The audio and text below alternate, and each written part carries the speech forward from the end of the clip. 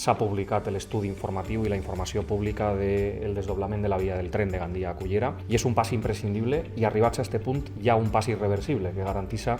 que el projecte va a ser realitat, perquè ja estem en la fase prèvia a les dos que venen ara, la redacció del projecte i després la licitació i l'execució de les obres. Parlem de 23 quilòmetres de via per ampliar la capacitat de les vies amb un doble sentit que avui no existeix i que el que farà és, des de luego, situar en millors condicions de competitivitat present i futura a la ciutat de Gandia, millorar les connexions i la mobilitat, però des de luego millorar substancialment el servei que estem prestant de Rodalies. En les pròximes setmanes estaré en Adif, estaré en el Ministeri de Transports en Madrid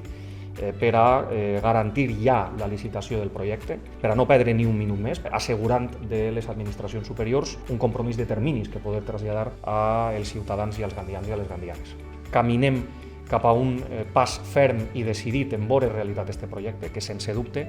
va a millorar la capitalitat de la nostra ciutat, a enfortir el nostre lideratge perquè va a suposar millors connexions amb les vies estratègiques de transport de passatgers i de mercaderies i des de luego també perquè va a ser un dels projectes estratègics que anem a situar en aquest pacte per les infraestructures.